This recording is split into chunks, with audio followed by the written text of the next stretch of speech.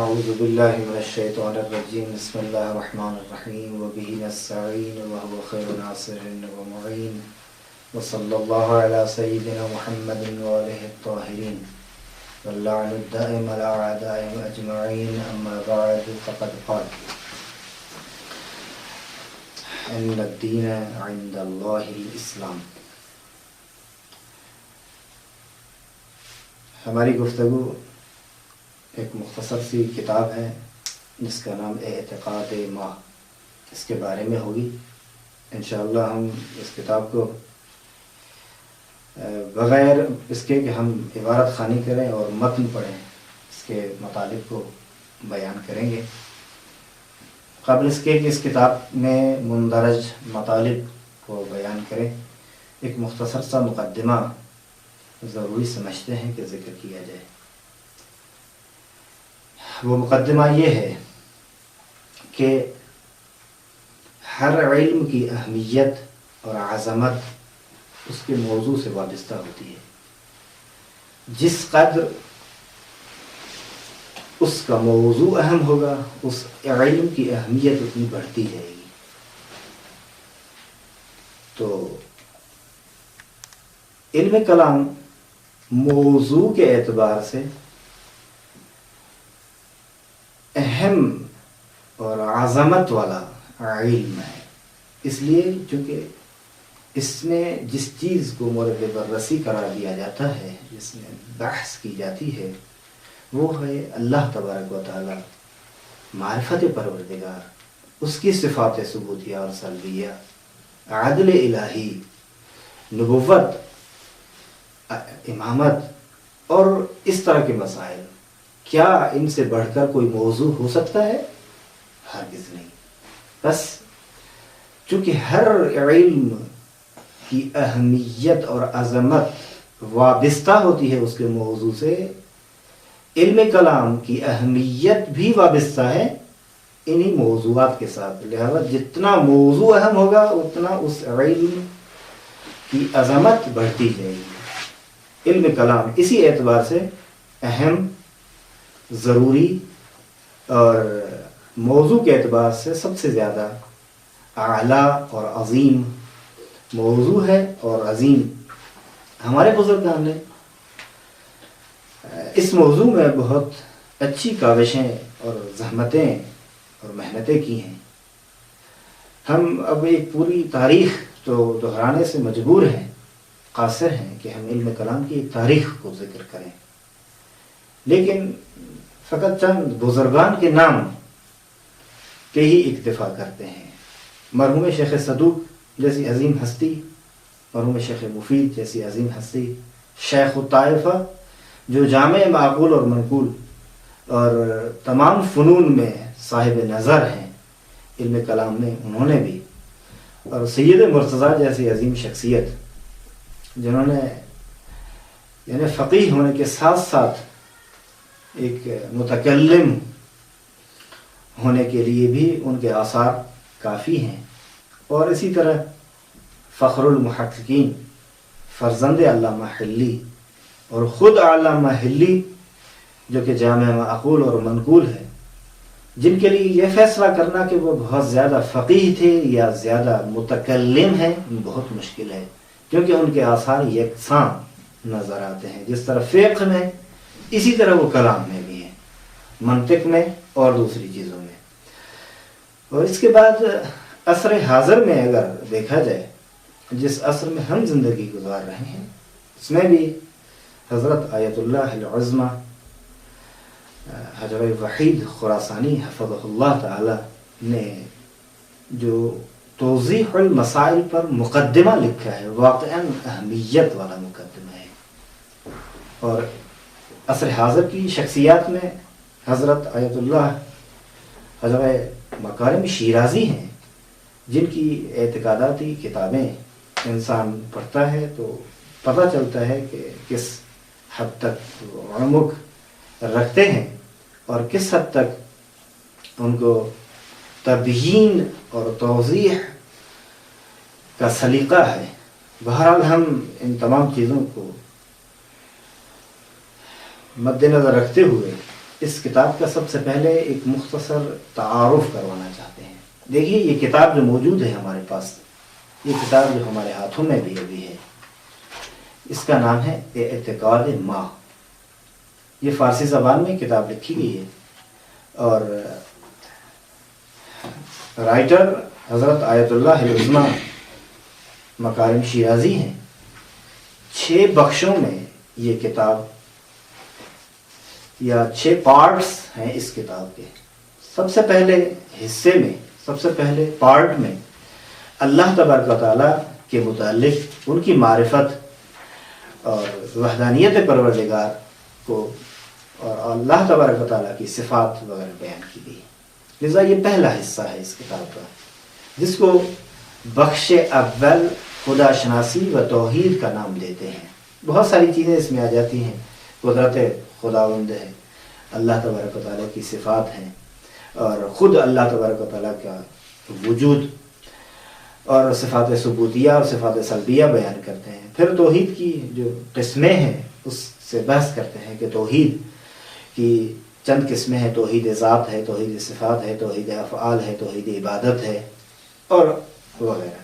فرشتوں کے بارے میں اور یہ کہ عبادت غیر خدا کسی کی جائز نہیں ہے، شرک ہے اگر کسی کی کوئی عبادت کرتا ہے، اور اس بحث کو بھی بیان کرتے ہیں فرشتوں کے بارے میں ہمارا نظریہ کیا ہے، ہمارا عقیدہ کیا ہے، اور اس مسئلے کو بھی بیان کرتے ہیں کہ یہ اللہ تبارک و تعالیٰ کی کون ہے حقیقت، کون ہے ذات انسان کے لیے مخفی ہے، چونکہ وہ ذات واجب الوجود کی جو معرفت ہوگی انسان کو، وہ معرفت بالاجمال ہوگی، بالتفصیل نہیں ہو سکتی، بالکنہ نہیں ہو سکتی، چونکہ وہ ذات لامحدود ہے۔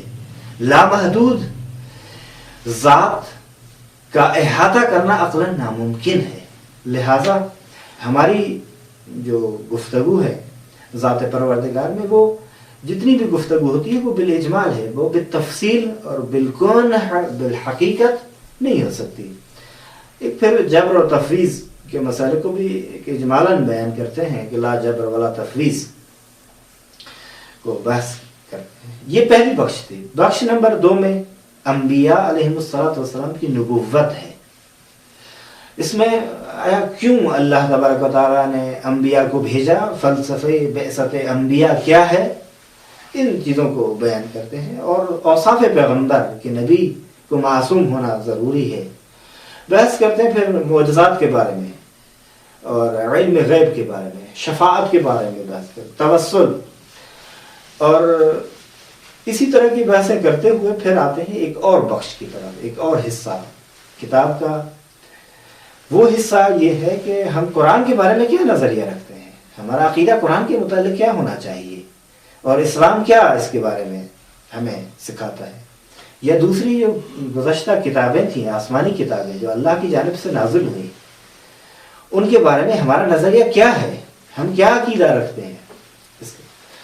اور چوتھی بخش میں، چوتھے حصے میں، پارٹ نمبر 4 میں یہ بیان کرتے ہیں کہ قیامت ہے، اور قیامت کے متعلق اگر یہ ایک جملہ ضروری سمجھتے ہیں کہ دیکھیں، اگر انسان کی زندگی سے معاد ہٹا لیا جائے، معاد کو حذف کر دیں، تو انسان کی زندگی تکرار کے سوائے کچھ بھی نہیں باقی رہتی، فقط تکرار ہے اور کچھ ہے ہی نہیں۔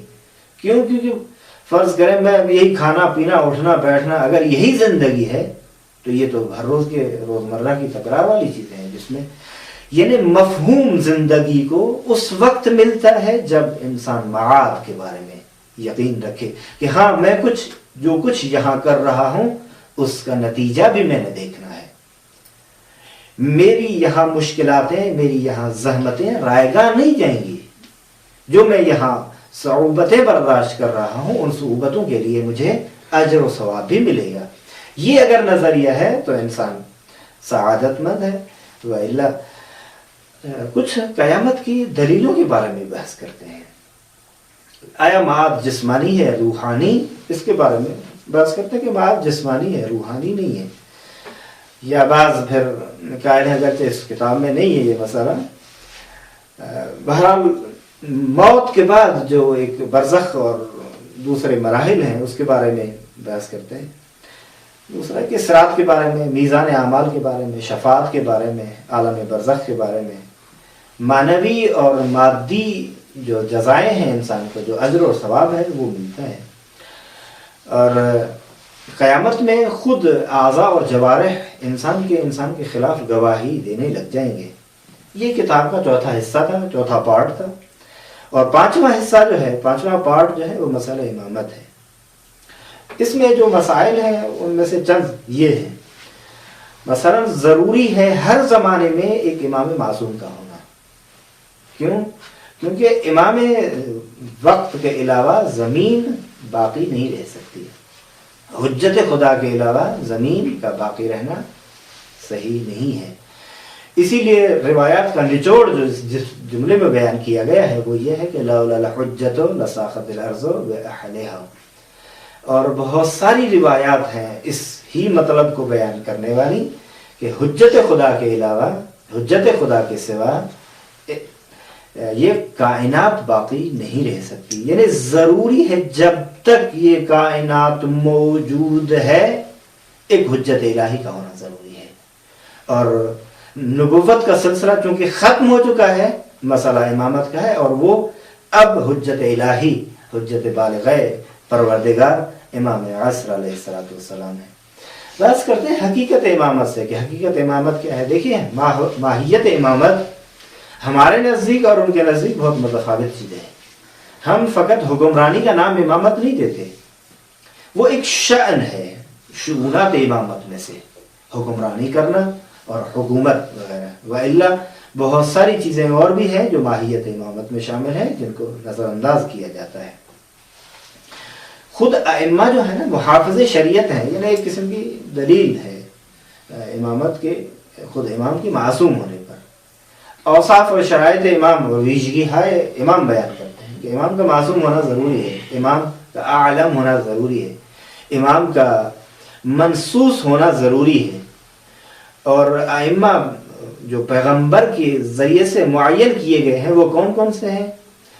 اور اہل بیت علیہ الصلوۃ والسلام جو حقیقی رسول اللہ صلی اللہ علیہ وآلہ وسلم کے خلفاء ہیں، ائمہ اہل بیت علیہ الصلوۃ والسلام، ان کا تعارف کرواتے ہیں. اور ہر امام آنے والے امام کا تعارف اور انٹروڈکشن فرماتے ہیں، لہذا نص ہو جاتی ہے. وہ امیر المومنین کا تمام اصحاب سے افضل اور اعلیٰ ہونا، خود صحابہ کی گواہی اور خود بحث صحابہ کے بارے میں، عدالت صحابہ، تاریخ اور عقل کی روشنی میں کہ کیا صحابہ آپس میں تمام یکساں رتبہ رکھتے تھے، سب کے سب عادل ہیں یا نہیں، حقیقت اس کے خلاف ہے. اور علوم ائمہ اہل بیت علیہ الصلوۃ والسلام کے بارے میں کہتے ہیں کہ تمام کے تمام علوم جو بھی ہیں وہ خود رسول اللہ صلی اللہ علیہ وآلہ وسلم کی جانب سے ہیں. یہ کتاب کا پانچواں حصہ تھا. کتاب کا چھٹا حصہ جو ہے وہ مختلف مسائل کے بارے میں ہے. جس طرح مثلا حسن و خوب کے بارے میں ہے، حسن و خوب عقلی، اس کے کیا مطلب ہیں اور کس معنی میں ہے، انشاءاللہ اس کی تفصیل کتاب میں آئے گی. عدل الہی کے بارے میں اور انسان کی آزادی کے متعلق. اور چونکہ منابع استخراج میں ایک منبع جو ہے وہ دلیل عقل ہے، لذا عدل الہی کے بارے میں تفصیل سے بحث کرتے ہیں. اور تکلیف ما لا یطاق کے بارے میں کہتے ہیں کہ یہ صحیح نہیں ہے، ہم قبول نہیں کرتے کہ اللہ تبارک و تعالی بندے کو اس کی طاقت اور قدرت سے بڑھ کر مکلف قرار دے. یہ نظام جو ہے یہ نظام احسن ہے. اور فقہ کے لیے جو منابع ہیں ان کی معرفی کرتے ہوئے کہتے ہیں کہ ہمارے ہاں باب اجتہاد مفتوح ہے، کھلا ہوا ہے، کبھی کلوز اور بند نہیں ہوا اور نہ ہوگا. اور تقیہ کے بارے میں اور اس کا فلسفہ کیا ہے بحث کرتے ہیں. تقیہ کب سے حرام قرار دیا گیا، حکومتوں نے کیوں حرام قرار دیا، اس کے بارے میں. اور عبادات اسلامی کون کون سی ہیں. بحث ہے کہ دو نمازوں کو اکٹھا پڑھنا صحیح ہے یا صحیح نہیں ہے. اہل بیت علیہ الصلوۃ والسلام کی فرامین کی روشنی میں اور ان کی نظر میں یہ عبادت جو 2 نمازوں کو اکٹھا کر کے پڑھا جاتا ہے اسلام ہے، وہ بالکل حقیقت بھی ہے، اور قرآن کریم کی آیات سے بھی اس پر استنباط کیا جا سکتا ہے۔ بس اعتراض کیا جاتا ہے کہ سجدہ آپ خاک پر کیوں کرتے ہیں، اس کے لیے بھی بحث و تفصیل سے کر رہے ہیں۔ زیارت کا مسئلہ ہے، اعتراض کیا جاتا ہے کہ زیارت قبور شرک ہے، کفر ہے یا بدعت ہے، حد اقل نہ شرک ہے، نہ کفر ہے، نہ بدعت ہے، بلکہ یہ سنت ہے رسول اللہ صلی اللہ علیہ وآلہ وسلم کی، وہ بھی زیارت قبور کے لیے جایا کرتے تھے، اور دوسرے ائمہ معصومین علیہ السلام کی، اور سید فاطمہ زہرا سلام اللہ علیہا۔ باقی مسائل خود آپ کتاب میں پڑھیں گے۔ بحث ہے عزاداری امام حسین علیہ السلام کے بارے میں کہ عزاداری کا فلسفہ کیا ہے اور مراسم عزاداری کون کون سے، اس میں جو اعتراض آتا ہے وہ کیا ہے۔ بحث کو یہ نکاح غیر منقطع کی طرف لے جاتے ہیں کہ نکاح غیر منقطع قرآن اور سنت کی روشنی میں ثابت ہے یا ثابت نہیں ہے۔ آیا یہ ایسے تو نہیں ہے کہ بدعت ہو یا یہ خلاف اسلام ہو، اس کے بارے میں تفصیلی گفتگو ہم بھی کریں گے، اور جو کچھ کتاب میں ہے اس کے بارے میں گفتگو کریں گے۔ اور خود مذہب تشیع کا اگر سیر کیا جائے تاریخی اعتبار سے تو تاریخچہ اس کا کیا بنتا ہے، مختصر تاریخ بیان کی، اور مذہب شیعہ کی جغرافیائی حیثیت کے لحاظ سے اور میراث اہل بیت علیہ السلام جو کہ 2 کتابوں کے بارے میں بیان کریں گے، اور اسلام کے اہم ارکان میں سے سچ بولنا، صداقت اور امانت وغیرہ ہے۔ پھر ایک آخری بحث کرتے ہیں، یہ ایک خلاصہ ہے تمام ان مباحث کا جن کے بارے میں گفتگو کریں گے۔ آئیے ہم کتاب میں سب سے پہلے جو مسئلہ ہے وہ یہ ہے کہ یہ کتاب کیوں لکھی گئی اور اس کتاب کی ذمہ داری کیا ہے، ہدف کیا ہے اس کتاب کی تالیف کا۔ 2 نقطے ہیں جو یہاں بیان کرتے ہیں۔ سب سے پہلے جو نقطہ ہے وہ یہ بیان کرتے ہیں کہ دیکھیے ہم اپنی موجودہ زندگی میں عصر حاضر میں ایک عظیم تحول اور تبدیلی کا مشاہدہ کر رہے ہیں، ہم دیکھ رہے ہیں اپنی آنکھوں سے، حالات متغیر ہیں اور تبدیلی آ رہی ہے۔ یہ تبدیلی کہاں سے آئی، کیوں آئی؟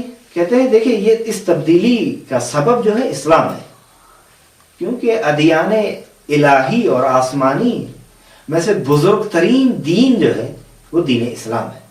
ادیان آسمانی میں سے اسلام ہی سرچشمہ ہوا ہے اس تحول کا، اس تبدیلی کا جو ہم مشاہدہ کر رہے ہیں۔ دیکھیے اسلام ایک جدید پیدائش حاصل کر چکا ہے، یعنی تولد جدید اسے مل چکی، اور مسلمان بیدار ہو رہے ہیں اور اپنے اصل کی طرف لوٹ رہے ہیں۔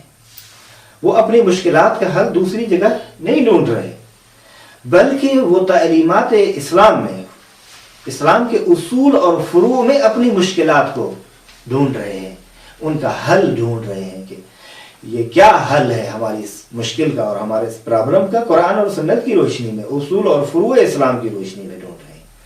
اب یہ بس ایک جدا ہے کہ اس تحول کے لیے دلیل کیا ہے، کیوں یہ تحول وجود میں آیا، کیوں یہ تبدیلی ہم دیکھ رہے ہیں۔ کہتے ہیں یہ ایک جدا موضوع ہے، اس کے بارے میں ہم بحث نہیں کریں گے، لیکن جو کچھ ضروری ہے، جو کچھ مہم ہے، یہ ہے کہ ہم اس تبدیلی کے بہت بڑے آثار جو ہیں ہم اسلامی ملکوں میں دیکھ رہے ہیں۔ اب یہ موجودہ حالات آپ کے سامنے ہیں، مصر کا مسئلہ ہے اور لیبی کا مسئلہ ہے اور دوسری چیزیں ہیں، آپ خود دیکھ رہے ہیں کہ اس میں کس حد تک یہ تحول ایجاد ہو رہا ہے، اور حتیٰ کہ یہ اسلام سے باہر بھی جو تحول ہے وہ ہمیں دکھائی دے رہا ہے دوسرے غیر اسلامی ملکوں میں۔ بہرحال اسی دلیل کی بنا پر لوگ یہ جاننا چاہتے ہیں کہ اسلام کا پیغام کیا ہے، آخر اسلام کیا کہنا چاہتا ہے، اسلام کون سا جدید پیغام لے کر آیا ہے انسانیت کے لیے۔ کہتے ہیں کہ ان حالات کو مد نظر رکھتے ہوئے ہمارا وظیفہ کیا ہے، ہماری ذمہ داری کیا ہے۔ ہماری ذمہ داری یہ ہے کہ ہم جس طرح اسلام ہے اسے صحیح متعارف کروائیں، انٹروڈکشن کروائیں صحیح تعارف اسلام کا، بغیر اس کے کہ ہم اسلام میں کوئی تبدیلی لائیں یا اسلام میں کچھ اس کو رد و بدل کر کے نہیں. جس طرح ہے حقیقت اور ماہیت اسلام صحیح سے اس اسلام کو دوسروں کو متعارف کروائیں اور اس کی شرح کریں. جو کہاں ضرورت ہے تمام لوگوں کو اگر ہم یہ صحیح اسلام بیان کر دیں گے، توضیح اور تفسیر اور شرح ہم کر دیں گے اسلام کی، تو لوگ جو پیاسے ہیں اسلام فہمی کے ان تک جب صحیح سے آ جائے گا تو یقیناً اسلام سے وہ آگاہی حاصل کر لیں گے، جس کے نتیجے میں وہ ذوق در ذوق اسلام کی طرف بڑھتے رہیں گے، اور جو ہیں مسلمان ان میں اور بصیرت آ جائے گی اسلام کے بارے میں. بہرحال ایسے نہ ہو کہ ہم اسلام کی شرح کے لیے دشمن کی طرف رجوع کریں. نہیں، ہمیں اصلاً یہ چاہیے کہ خود ہم اپنا ارادہ کریں اپنے لیے اور ہم خود شرح کریں اور اس کی حقیقت کو یہ ہم یعنی موقع نہ آنے دیں کہ کوئی دوسرا لب گشائی کرے اور اسلام کے بارے میں کچھ کہے. ہم خاموش رہیں اور وہ جس طرح اپنی مرضی کے مطابق اسلام کی شرح اور تفصیل بیان کرتا رہے. یہ ایک نقطہ تھا جو کتاب میں بیان کیا ہے. دوسرا نقطہ یہ ہے کہ دیکھیے یہ ایک حقیقت ہے، اس سے انکار ٹھیک نہیں ہے کہ اسلام میں بھی دوسرے ادیان کی طرح مختلف گروہ ہیں، مختلف فرقے ہیں، اور ہر ایک فرقے کے کچھ اپنی خصوصیات ہوا کرتی ہیں اعتقادی مسائل میں یا عملی مسائل میں. لیکن یہ تمام جو تفاوت ہیں، یہ جو خصوصیات ہیں، کیا یہ سبب بنتی ہیں کہ ہم ایک دوسرے کے ساتھ مل کر ایک اپنے مشترکہ دشمن کے خلاف کام نہ کریں؟ کیا یہ سبب بنتا ہے کہ ہم ہاتھ میں ہاتھ دے کر بیٹھ جائیں؟ اور کیا یہ سبب بنتا ہے کہ ہم آپس میں ہمکاری اور ہمدلی اور مل جل کر حرکت نہ کریں؟ کہتے نہیں، کبھی بھی یہ تفاوت سبب نہیں بنتا. بلکہ چونکہ یہ اس حد تک نہیں ہے وہ تفاوت کہ ہم ایک دوسرے کے ساتھ مل جل کر نہ بیٹھ پائیں اور ایک دوسرے کے ساتھ ہمکاری نہ کریں، بلکہ ہم ہمکاری کر سکتے ہیں ایک دوسرے کے ساتھ، اور وہ جو غرب سے اور شرق سے طوفان آ رہے ہیں اس کے مقابلے میں ہم اپنا وجود ثابت کریں گے کہ ہم سب ایک ہیں، ہم مسلمان ہیں اور ہمارا دین ایک ہے. اور اسی طرح جو مخالفان ہیں ہمارے، جو ہمارے دشمن ہیں، مشترکہ دشمن ہیں، ان کو کبھی بھی ہم یہ اجازت نہیں دیں گے کہ وہ اپنے پلان کو عملی بنا دیں. یعنی ہم سب کو کوشش کرنی چاہیے کہ دشمن کے جو ہمارا مشترک دشمن ہے اس کے پلانوں کو عملی نہ بنانے پائے. یعنی وہ عملی اگر بنا دیں تو یقیناً صفحہ ہستی سے مٹنے کے لیے ہم تیار ہو جائیں. لہٰذا ہمیں ضروری ہے کہ ہم مشترکہ دشمن کو پہچانیں اور مشترکہ دشمن کے عزائم کو پہچان کر ان عزائم کو باطل کرنے کے درپے ہو جائیں. اچھا، آگے اس میں کہتے ہیں کہ دیکھیے کہ ہم بہتر طریقہ یہ ہے کہ ہم جو اسلام کے اصول اور فروع کو جاننا چاہتے ہیں وہ متخصصین سے جائیں، معلوم کریں. فرض کے طور پر آپ اگر مذہب اہل بیت علیہ الصلوۃ والسلام کو پہچاننا چاہتے ہیں تو ضروری ہے کہ جو متخصصین فن ہے اس کی طرف، نہ ایک عام بندوں کی طرف جائیں اور اسلام ان سے اور مذہب اہل بیت ان سے آپ سیکھیں. نہیں، یا اسی طرح دوسرے جو مذاہب ہیں مذہب اہل بیت کے مقابلے میں ان کو بھی اگر جاننا ہے، پہچاننا ہے، تو جو صاحب فن ہو، جو خریت ہو، جو حاذق ہو، جو ماہر ہو ان چیزوں میں، اس سے ہم سمجھ لیں، تعلیمات لیں، اس سے اصول اور فروع سیکھیں. اور چونکہ اگر آپ احیاناً دشمنوں کے پاس چلے جائیں گے یا حب اور بغض کو مد نظر رکھتے ہوئے، تو نتیجہ یہ ہو جائے گا کہ اختلاف وجود میں آئے گا، جدائی وجود میں آئے گی، اور وہ تفاہم نہیں ہو جائے گا، بلکہ وہ ایک بہت بڑا ان دونوں گروہوں میں ایک نفاق وجود میں آ جائے گا.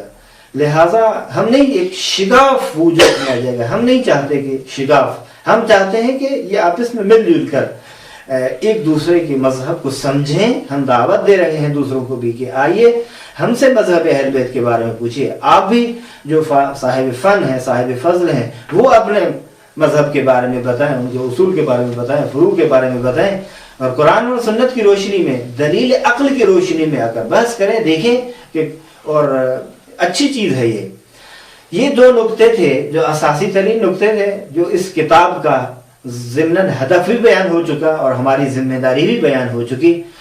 دوسرا جو نقطہ ہے اس میں اس کتاب کی خصوصیات کو بیان کیا گیا ہے. کلاً 5 خصوصیات ہیں جو کتاب میں ذکر کی گئی ہیں. سب سے پہلے یہ خصوصیت بیان کی گئی ہے کہ دیکھیں اس کتاب میں ہم تمام مطالب کو خلاصے کے طور پر بیان کر رہے ہیں، اور تاکہ طلاب اور غیر طلاب حضرات کو اس بہت ساری کتابوں کی زحمت نہ کرنی پڑے کہ جائیں شرح باب ہادی عشر پڑھیں، کشف المراد پڑھیں یا اشافی فی الامامہ وغیرہ ذالک. یہ تمام کتابیں آپ نہ پڑھیں. ہم چاہتے ہیں کہ تمام کتابوں کے مطالب کو ایک خلاصہ اور فشردہ.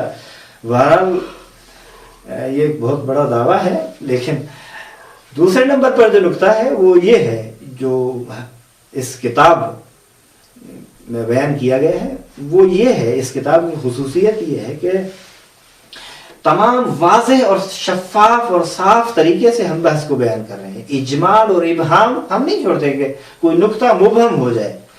حتیٰ کہ کہتے ہیں کہ علمی اصطلاحات کے استعمال سے بھی ہم پرہیز کر رہے ہیں کہ جو حوزوی اور علمی اصطلاح ہے، مثلا قدیم کا استعمال کرنا، حادث کا استعمال کرنا، جوہر کا استعمال کرنا، نقطے کا استعمال کرنا، اور پھر جوہر کی اقسام بیان کرنا، یا پھر حوادث. وہ بہت ساری اصطلاحات ہیں جو ہر علم کی اپنی اپنی ایک اصطلاحات ہوتی ہیں.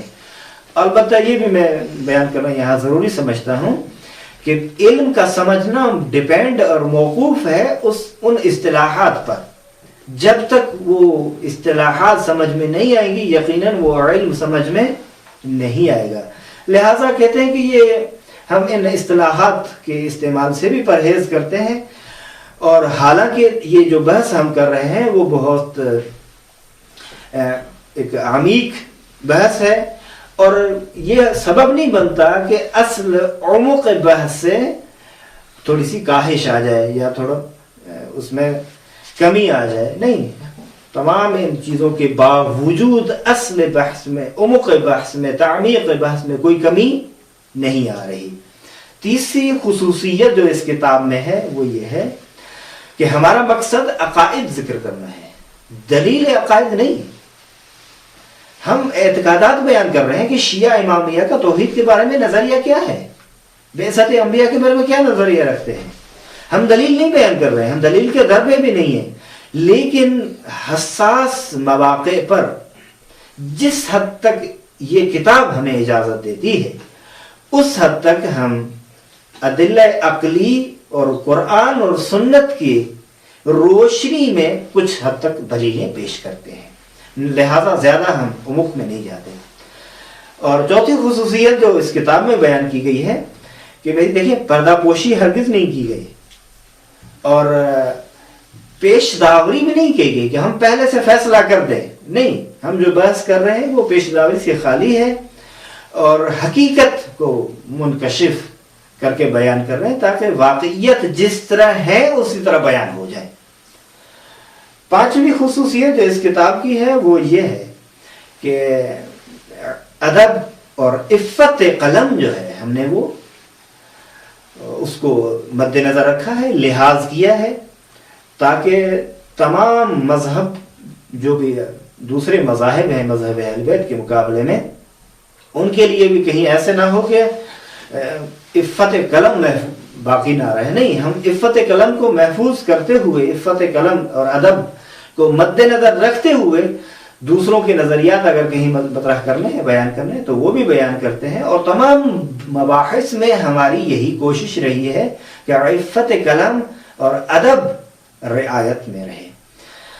اور کہتے ہیں کہ دیکھیے یہ جو مختصر سی کتاب ہے، یہ مذکورہ نکات جو ہیں ہم نے 5 نکات بیان کیے. اس کے علاوہ اب یہ یعنی کہ کب یہ کتاب وجود میں آئی، کہتے ہیں دیکھیں جب بیت اللہ الحرام کا سفر درپیش تھا، اور پھر اس سفر کے بارے میں کہتے ہیں کہ جو روح اور جان صفا حج ایک عجیب منفرد حیثیت کی حامل عبادت ہے.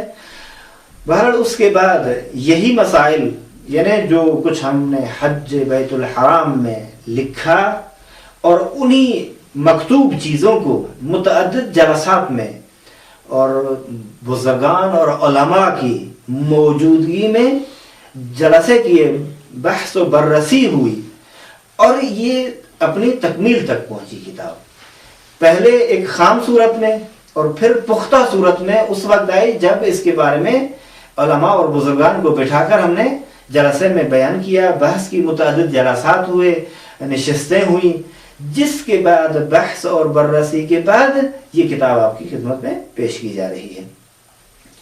کہتے ہیں کہ دیکھیے ہم اسی امید کے ساتھ کہ اللہ تبارک و تعالی اس اہداف جو ہیں ان تک پہنچانے میں ہماری مدد فرمائے، اور جو کچھ بیان کیا گیا وہ ہمارے لیے یوم المعاد میں ذخیرہ ہو جائے. آخر میں ایک آیت کہتے ہیں ربنا اننا سمعنا منادیا ینادی للایمان ان آمنوا بربکم فآمنا ربنا فاغفر لنا ذنوبنا وکفر عنا سیئاتنا وتوفنا مع الابرار، جو کہ سورہ آل عمران کی آیت نمبر 193 ہے. انشاءاللہ ہم بعد میں آنے والے جلسات میں پہلی بخش پہلا حصہ کتاب کا جو خدا شناسی کے بارے میں بحث کریں گے. صلی اللہ علیہ سیدنا محمد وعلیہ